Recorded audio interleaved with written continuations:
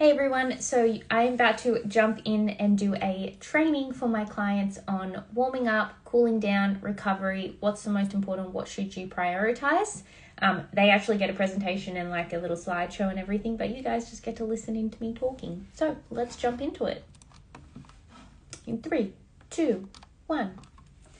Hey fam. Okay, in this training, I am going to be breaking down ways to warm up, cooling down, prepping for recovery and other recovery strategies and why these matter and what you should prioritize when we're on a time pinch. So let's jump straight into it. Okay, so why do we warm up? Step 1, why the hell do we even do it? And the main reason is it preps your body and your mind and your nervous system mentally and physically for performance. It's not just physical, it's also your nervous system, which we often forget about. A good warm-up helps prevent injuries and lets you train harder with better movement, better push, hitting PRs, better control. Think of your body like a car on a cold morning. You wouldn't just slam the gas pedal without warming up the engine, right? Okay, warming up is just like that. And I'm going to talk you through different strategies in ways that you can warm up depending on how much time you have available as well. So in an ideal scenario, you're going to do a general body warm-up, jump on the treadmill, jump on the bike, for a couple of minutes, like 2 to 5 minutes. Honestly, sometimes I'm doing 5, 10, 15, depending on how cold it is, but nothing too crazy, no longer than 15 minutes, jumping on the treadie, warming up, get the blood flow going, heart rate up, body temp rising, getting some lubrication in the joints and get your body kind of ready to rock and roll. Then, like ideally, I like to do a little bit of mobility work and activation work, and these can be two different things or they can be combined. So mobility work, such as targeting the joints that you're about to use, especially if you're training first thing in the morning, you're going to be extra stiff and sore. So we may want to do like, shoulder, arm circles, leg swings, cats and cows, thread the needle, open the book, or lunges with rotation. Like I always give you guys at least one of these in each of your training sessions, right? And then we jump into activation. And this is just to kind of get like, it's more that mind-muscle connection happening for the key muscle groups. So for example, if we're going to be doing shoulders, I might be giving you like rotator cuff work, scapular work, banded pull aparts. If we're doing like a bit of core sprinkled in, we might, if it's a leg day, we might be doing hip airplanes, abduction, glute bridges, like just something just to kind of get your mind going. This is the muscles that we're working. It's not doing anything too amazing as much as it's just doing that neural connection.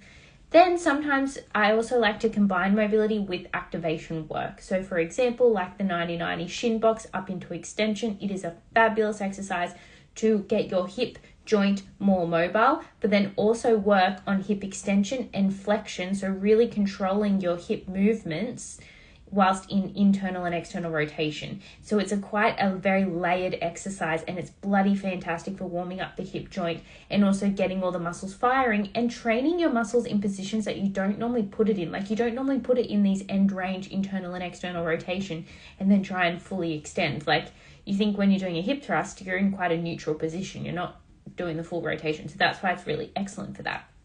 Scapular pull-ups, the same. It's going to help give your scapula a bit of mobility while we're also activating it at the same time, getting it to be used, all the muscles around your shoulder blade. Cossack lunges are going to help with hip mobility and getting some flexibility into your groin whilst also activating it at the same time. So anytime we can do mobility where we add resistance, where we add challenge, it's going to be even better for our body. So that's why we're not doing static stretching. We do active mobility work such as that, because you're going to develop strength and control in those end range positions, which is then going to be an excellent way to prevent injuries and also, prep you for your training session.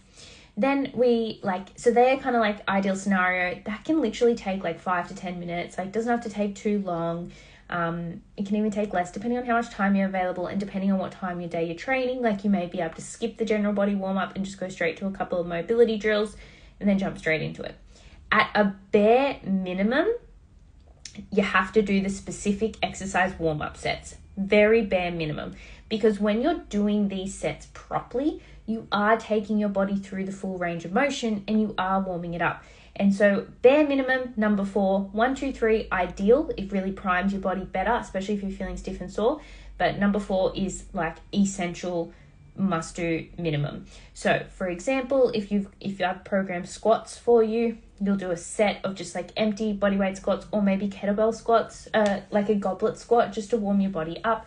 And the focus is on going through full range of motion, all the way down in that bottom position, all the way up, full depth squats, focusing more on mobility and getting the body just like fired up, warming the knees up, all that jazz.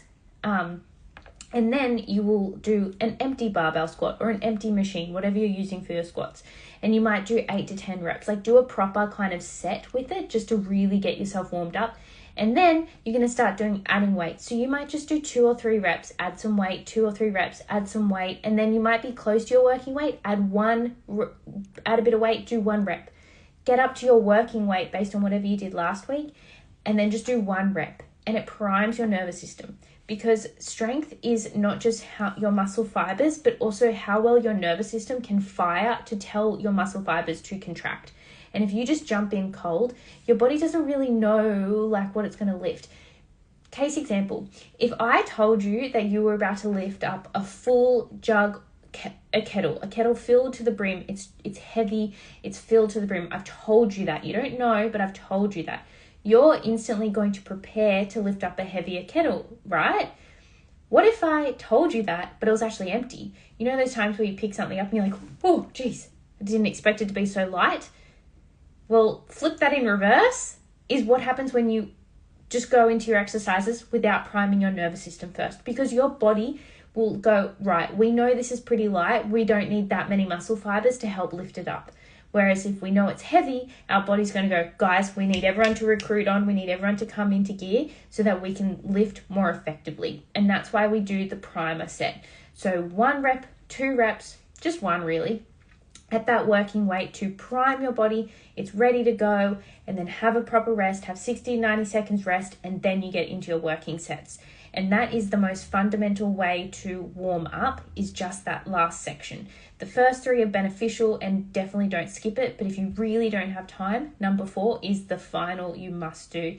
And you don't have to do that for every single exercise. Like, lateral raises, you can jump straight in. But for the bigger movements, as you go through your workout, you'll be warmer and warmer and more primed. You don't need to do that on every single exercise. But the big ones, especially at the start of your training session, you need to do these. And so we don't log these warm-up sets. We only log the working sets. So, you might do like 3 little mini sets and then you start your working sets. And that's what you track in the app. But that is definitely the most beneficial way to warm up and prime your body. Flipping gears, you finished your workout. What's a cooling down? Why does it matter? It helps to bring your nervous system from this, this fight or flight, stressed state, because that's what a workout is. A workout is stress for your body, but it's good stress because we want to recover from it. So doing a little cool down, jumping on the treadmill, something like that, just helps to bring your body back down to a more calm state. Helps to flush out lactic acid, get fresh blood flow into the muscles, fresh nutrition into the muscles, rather than just sitting still straight away. You want to get some blood flow moving about, manage stiffness, help to start the recovery process. So it's because it helps to promote better circulation basically and calm the nervous system down. So how do we do it? We want to do at a bare minimum, just jump on the treadie for 5-10 minutes, just to, get some help flush out the metabolic waste, to help to give your body new nutrition and blood flow and oxygen around the body. So it just helps to kind of refresh it. Jump on the treadie for a couple of minutes, or on the bike if you prefer. Then these are things that you can do then, or you can do later. It's not the end of the world, and there's not really that much evidence for it to really benefit recovery, except that it just feels bloody good, is stretching. Stretching, it's not the be all and end all, but it also feels really bloody good. It keeps you feeling relaxed and more mobile, and it's beneficial. The only real way to actually improve your mobility is to do it resisted. So, if you did a goblet squat, going all the way down into that bottom squat position, or if you were doing Bulgarian split squats and you were making sure you were lowering down all the way and getting that stretch on your hip flexor, and you do it weighted, within a safe, you have to build into that because that can be quite intense on your hip flexor. But for example, or if you were doing a if you wanted to work on your hamstring flexibility, you would do a stiff-legged deadlift, and you don't do it for as heavy as you can, but you do it under load so that you can stretch your hamstrings under load and come back up and build strength through that mobile range. So that is why, like, the true way to improve mobility is to go through the full depth range of motion with resistance and weight, so that you build strength in those bottom deep stretch positions. But stretching, static stretching, it feels bloody good. Like, you feel good because you're getting fresh blood flow into the muscle.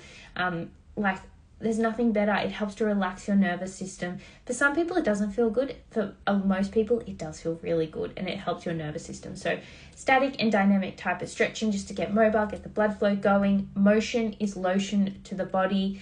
The best medicine, not the best medicine, but the best thing you can do for a stiff, sore back or stiff, sore joint or an injury is just motion. Motion is lotion. It's the best injury prevention. So that's why all of those things just kind of help to restore, recover, refresh, reset. And then we've got like optional recovery tools that you can utilize on other days, such as like foam rolling or massage ball, massage, yoga, going swimming, sauna. All of that, there's no evidence to say, yes, this is going to really help your recovery. But it does feel bloody good. It helps to get fresh blood flow, which is fresh nutrition into your muscles, and that's what helps the recovery process. So it's just more like, these are all really nice things that if they feel good for you, go for it. But it's not the be all and end all. Time and food. And sleep. Out here, rest, nutrition, and sleep are king anyways. Recovery is where the magic happens. So cooling down is just like beginning of the journey, but the rest, nutrition, and sleep are absolute king. Like, if you did no other recovery measures but those three things, you would be doing a really bloody good job, but definitely the others are beneficial and you all feel the difference for it. I always program you guys at least 2 days rest per week, but we want minimum 1, ideally 2 to 3. And we do active rest. So we still do steps, we still do walking, and we want to try and prioritize your sleep as much as possible. You don't get stronger in the gym. You tear your body down in the gym, and you get stronger by recovering from the gym. So with all of that being said, what is more important? Ideally, all three. You really want to try and prioritize all three. Find time and create the time to do all three. But it's not always practical, I do understand. So the absolute be all and end all, warm up. Proper warm up. Otherwise, you're just going to have a shit training session and you're going to risk injuries. Like, just have a good, decent warm up. At least the warm up sets, like I mentioned. A little bit of mobility work just to get you more like mental body primed, all that jazz. But the better, like, you effectively set yourself up for an awesome training session, preps your body, preps your nervous system, and then like aim to do just like at least 5 to 10 minutes on the treadie after. It's a really good quick cool down practice. It's not the be all and end all, but it would be beneficial. But prioritize your warm up, absolutely, if you're short on time. And then implement other recovery strategies at other times. Like, maybe it's just, 5 minutes before you go to sleep, have a little stretch on your bed. Do a bit of yin yoga on your bed, or on a day off, go do some foam rolling, do a bit of mobility work, while, like, maybe you just stop while you're on a walk and do some stretches and use like the environment around you to help you stretch a little bit. Like, you could just sneak little bits of mobility and stretching and recovery practices in your day. It doesn't have to be dedicated like 1 hour to do it. But bare minimum, warm up. So that was the question. What's more important, warming up or cooling down? The answer is warming up. All right. Hope that was helpful, fam, and I'll see you in the next video.